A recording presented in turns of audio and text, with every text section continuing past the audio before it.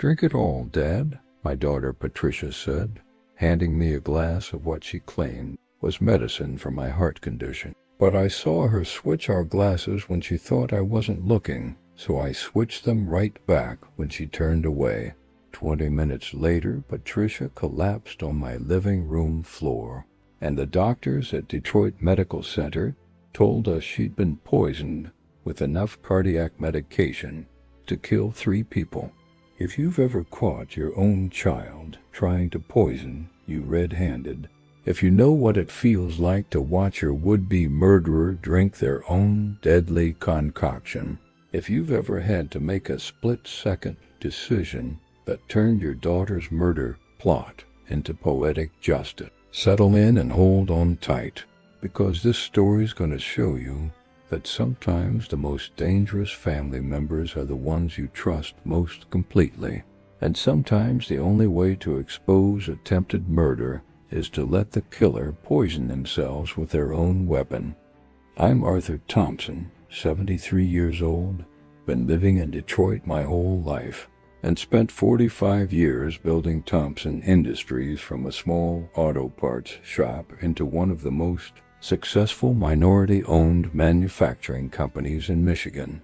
My late wife Margaret and I raised 2 children, my son David, who moved to California for his career, and my daughter Patricia, a licensed pharmacist who stayed close to home to take care of Dad after her mother passed away. Margaret died 18 months ago from natural causes, a heart attack that took her too quickly at 71. And losing her left me not just grieving, but vulnerable in ways I didn't fully understand at the time. That's when Patricia, my baby girl who I'd put through pharmacy school and supported through every challenge in her life, started her campaign to help me manage my declining health with her professional medical expertise. Patricia had always been the devoted daughter, the one who called every day, remembered every doctor appointment, and seemed genuinely concerned about my welfare as I got older. As a licensed pharmacist with 12 years of experience, she insisted on managing all my medications, researching new treatments, and making sure I was getting the best possible care for my heart condition. What I didn't realize until it was almost too late was that my own daughter wasn't trying to improve my health. She was trying to destroy it, slowly and carefully, using her pharmaceutical knowledge to poison me in ways that would look like natural progression of heart disease. The child I'd raised, educated, and loved unconditionally was methodically planning my murder for inheritance money. The warning signs had been building for months: unexplained weakness, irregular heartbeats, and constant dizziness that got worse every time Patricia brought me her special supplements or breakthrough cardiac treatments. But I trusted her completely because she was my daughter, because she was a medical professional, and because I never imagined that the little girl I'd taught to ride a bicycle could grow up to be someone capable of murdering her own father. That Sunday evening, when Patricia insisted I drink her latest life-saving medication, was supposed to be the night she finally succeeded in killing me.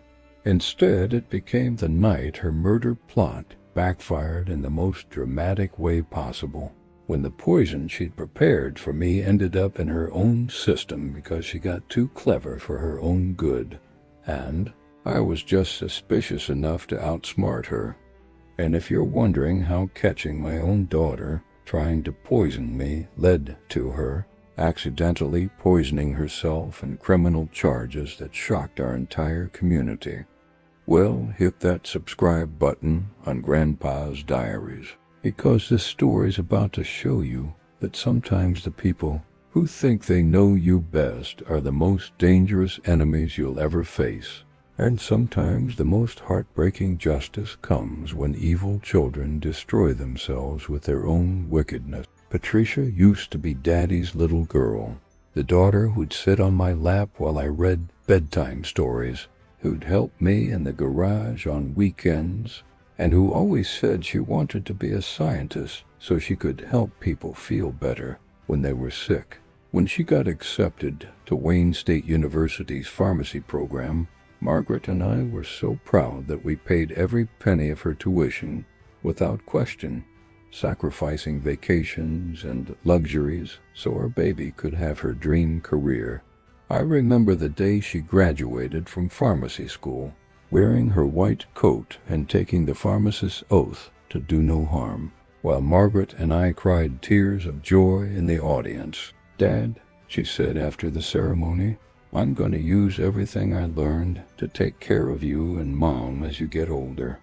You invested in my education, and now I'm going to invest in your health." Patricia seemed to live up to that promise for years. She'd review my medications with my doctors, catch potential drug interactions, and make sure I understood exactly how and when to take everything. When Margaret got sick, Patricia was there every day, consulting with oncologists, researching treatment options, and making sure her mother got the best possible care until the very end.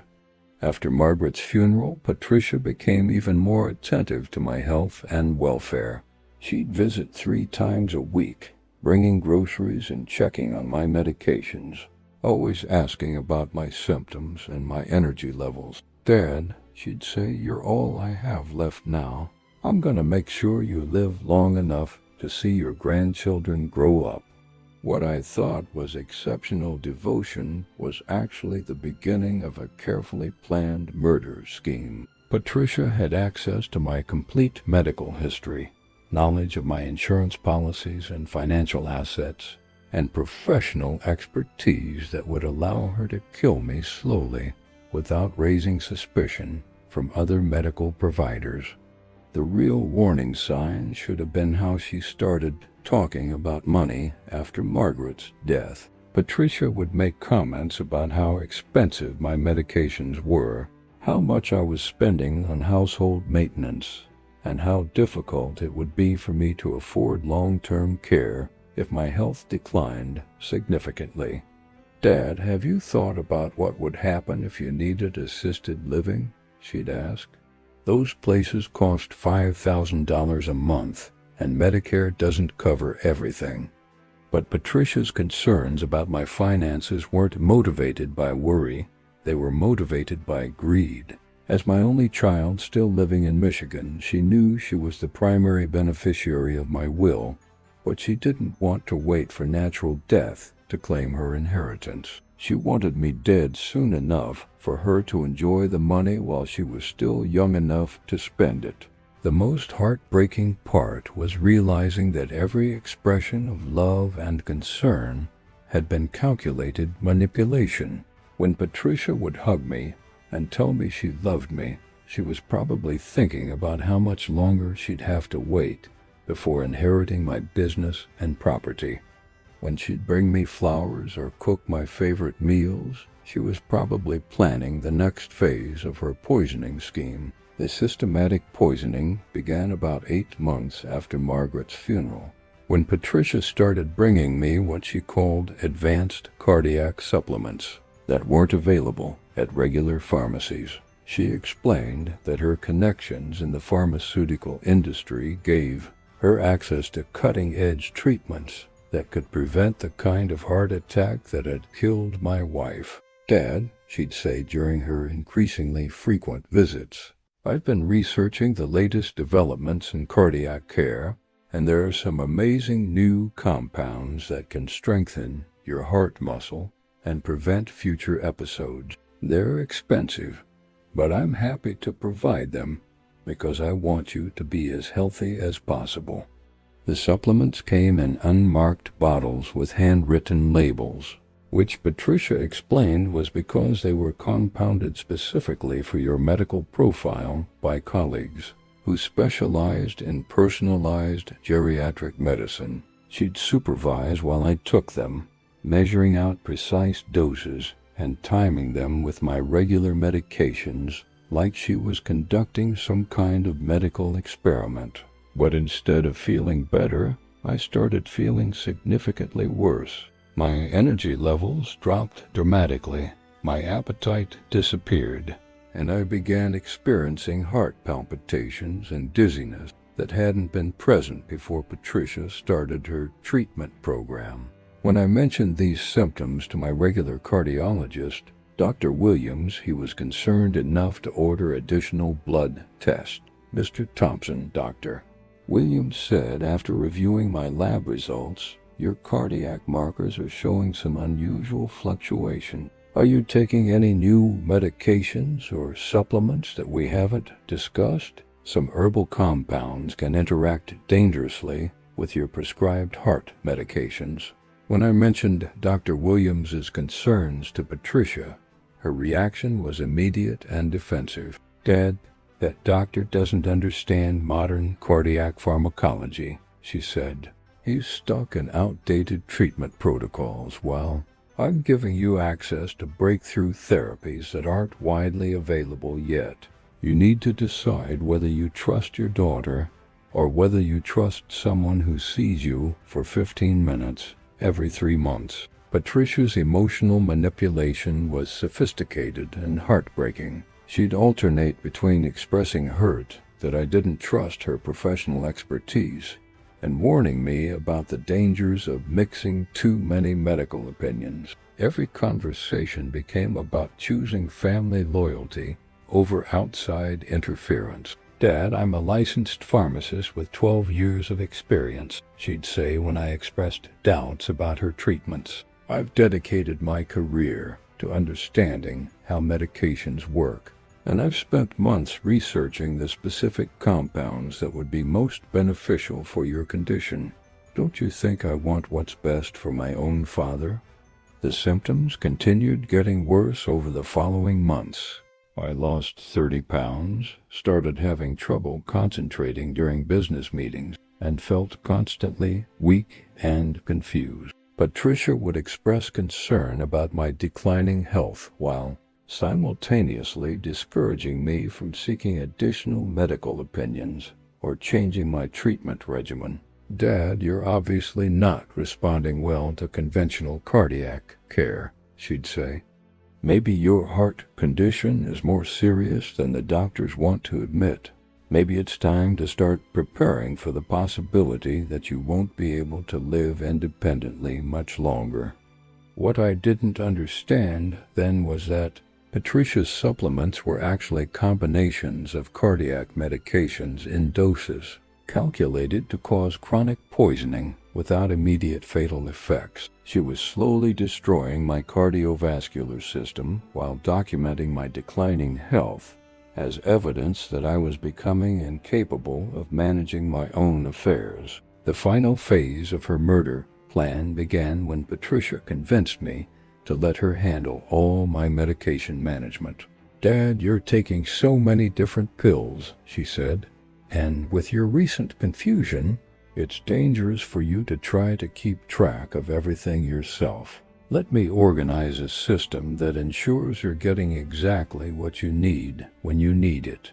The final murder attempt happened on a Sunday evening in November, during what I thought was going to be a normal dinner with Patricia at my house. She'd been particularly attentive that week, calling multiple times each day to check on my symptoms and bringing me what she claimed were emergency cardiac medication to have on hand in case I experienced another episode.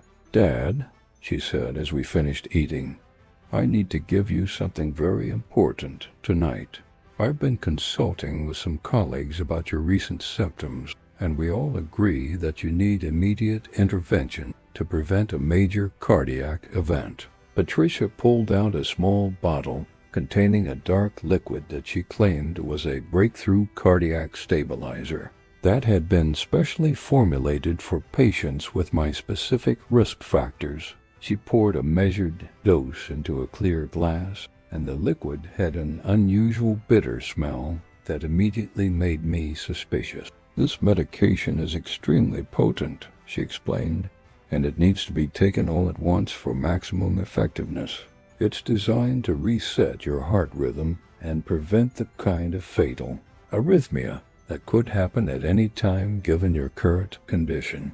Something about Patricia's demeanor that night felt different, more tense, more urgent, like she was under pressure to complete some kind of deadline. She kept checking her watch and seemed anxious about making sure I took the medication at exactly the right time. "Dad, you need to drink all of it right now," she said, holding the glass toward me. "The timing is critical for this type of medication. It won't work properly unless you take the full dose within the therapeutic window." That's when I noticed something that probably saved my life. While Patricia was explaining the importance of taking the medication immediately, she turned away momentarily to check her phone, and I saw her quickly switch our glasses, moving mine to her side of the table and replacing it with an identical glass that had been sitting near her purse. The switch was so smooth and practiced that it was obvious she'd planned it in advance. Patricia thought she was being clever, giving me a glass of poison while keeping a glass of harmless liquid for herself in case. I asked her to drink some too, or if anyone questioned why she wasn't taking the same medication.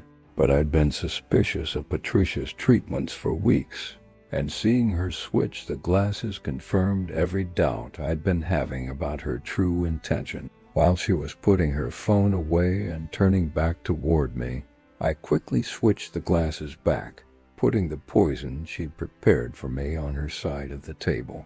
"Drink it all, Dad," Patricia said, lifting what she thought was the harmless glass to demonstrate how safe the medication was. "See? It's not that bad.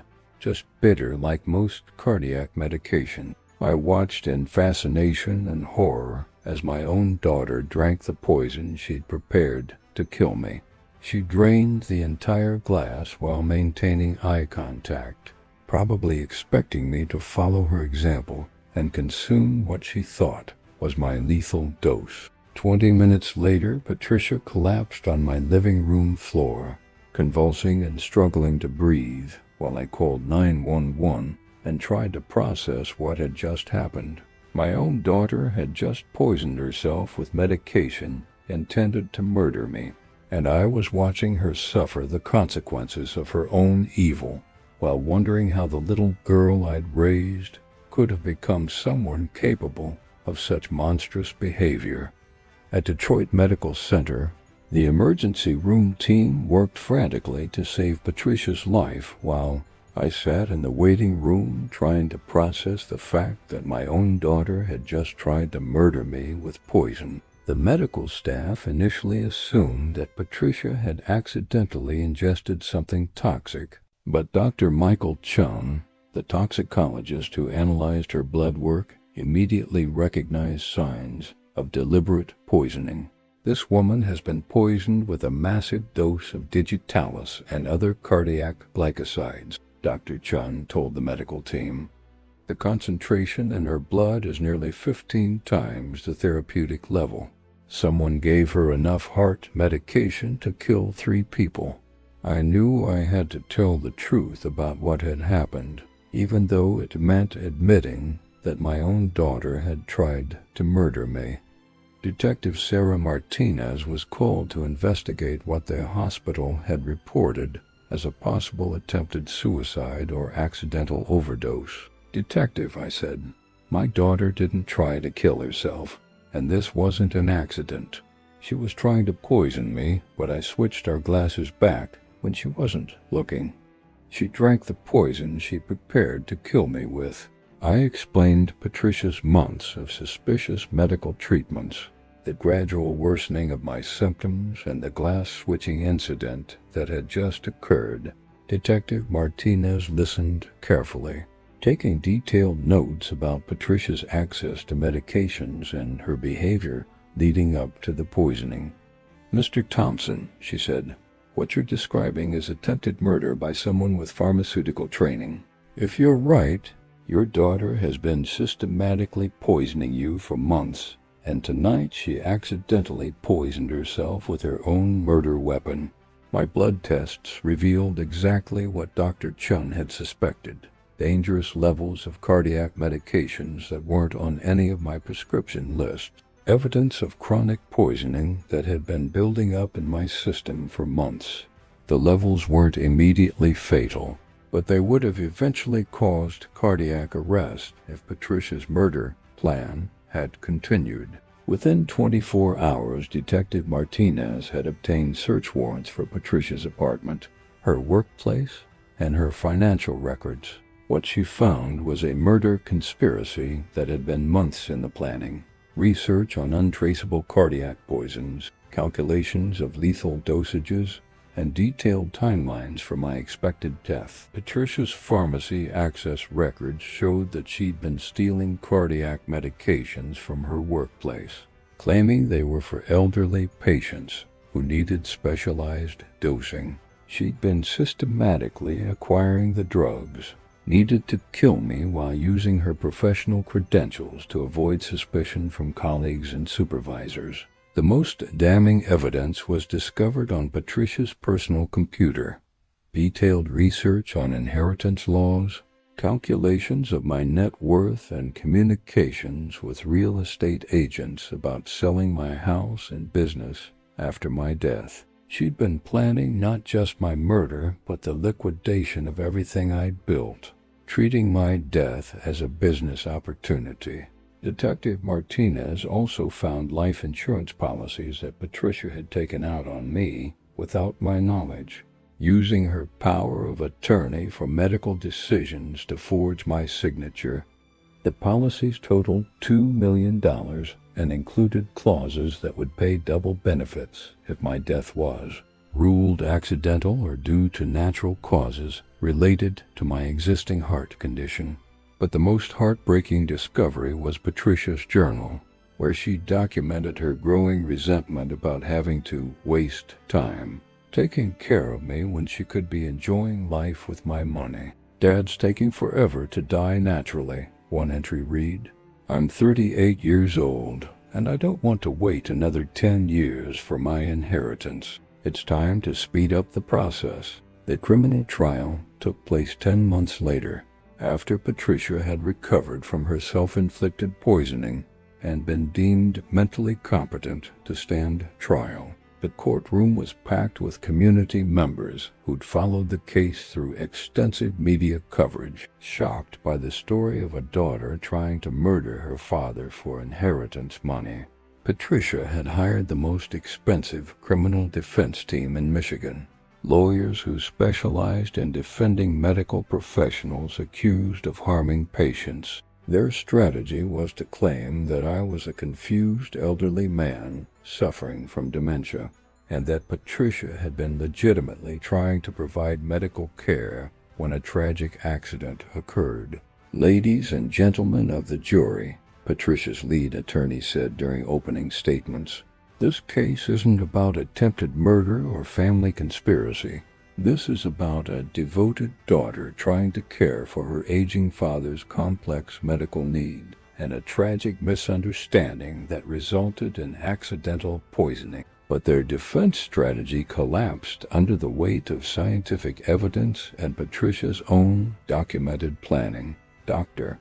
Chun testified about the specific combination and concentration of cardiac drugs found in Patricia's blood, explaining that the mixture could only have resulted from deliberate preparation rather than accidental overdose. Detective Martinez presented Patricia's research files, showing months of planning for my murder and the financial benefits she expected to receive. The jury heard recordings of Patricia discussing my deteriorating condition with insurance agents and real estate professionals, clearly planning for my death while pretending to provide medical care. The defendant wasn't trying to help her father, the prosecutor explained to the jury.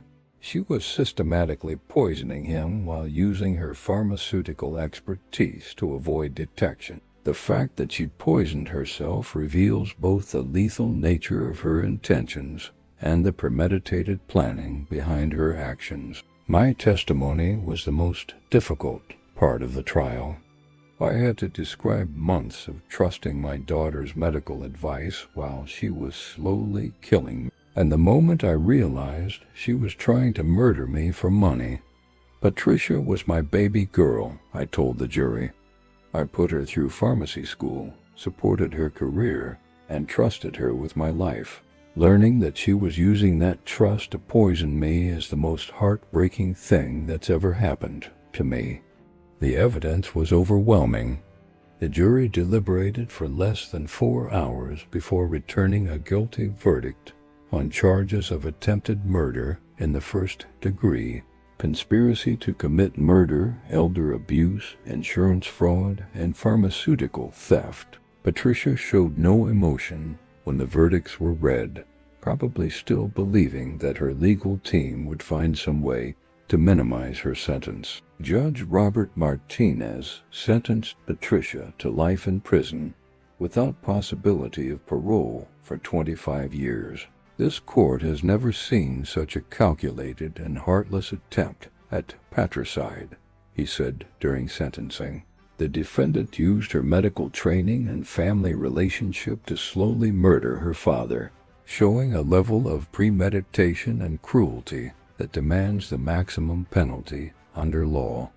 But more important than the criminal conviction was the personal closure of knowing that Patricia would never again be able to hurt me or anyone else. She was also ordered to pay full restitution for my medical expenses, legal costs, and the emotional trauma she'd inflicted on our entire family.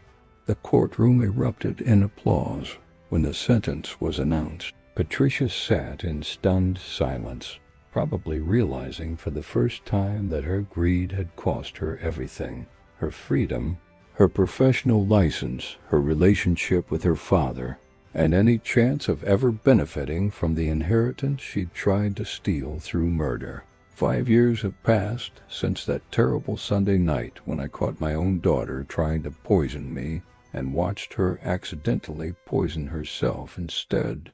And Thompson Industries is thriving under new management that ensures my employees and my community will be protected long after I'm gone. The business is now structured as an employee-owned cooperative, with my nephew James designated as CEO and my assets committed to scholarships and elder abuse prevention programs. Patricia is serving her sentence at the Women's Correctional Facility in Ypsilanti, and she's never attempted to contact me since her conviction. She'll be eligible for parole when she's 63 years old, probably too old and institutionalized to pose any further threat to anyone.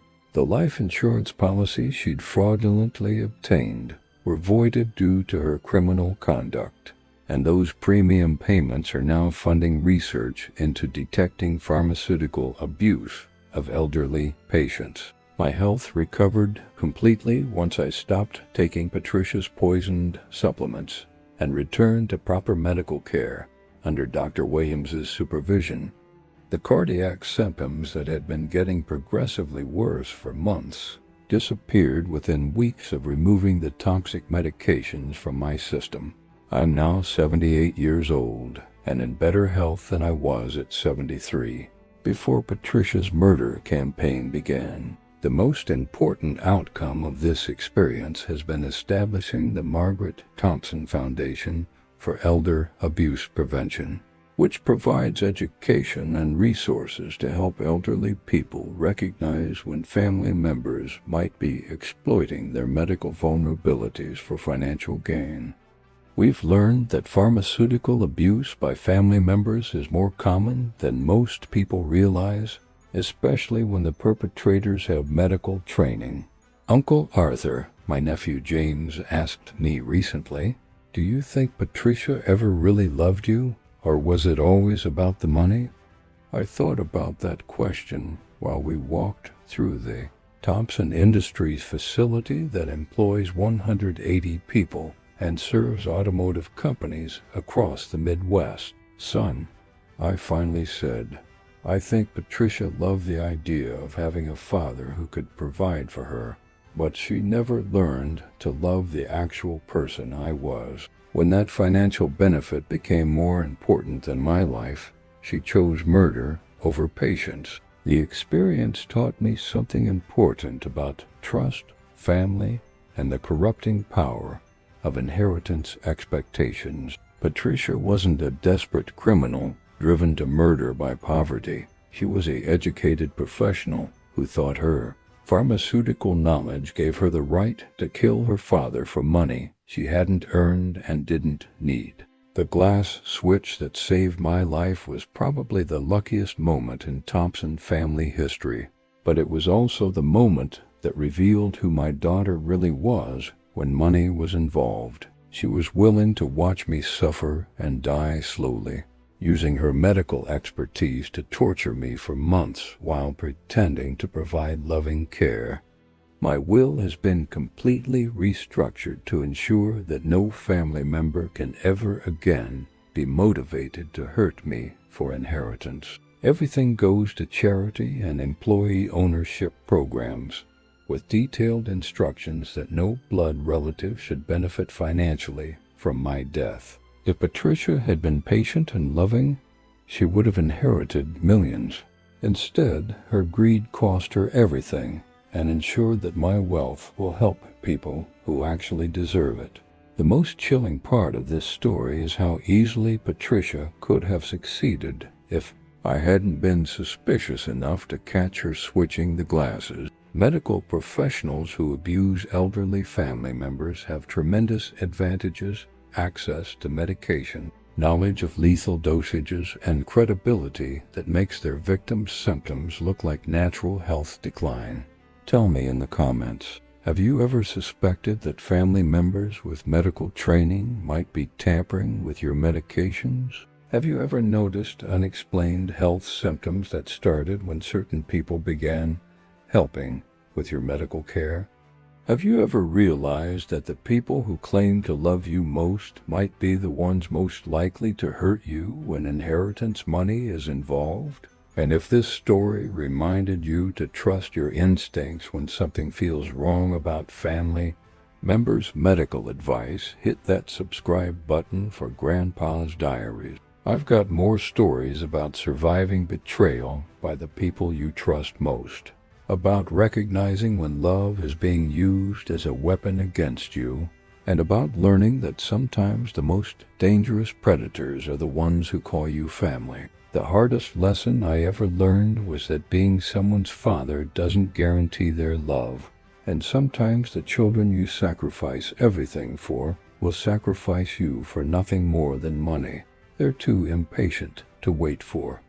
I'll see you next week with another cup of coffee and another truth about what happens when greed becomes stronger than blood, and how sometimes the only way to survive your own family is to be smarter than their evil.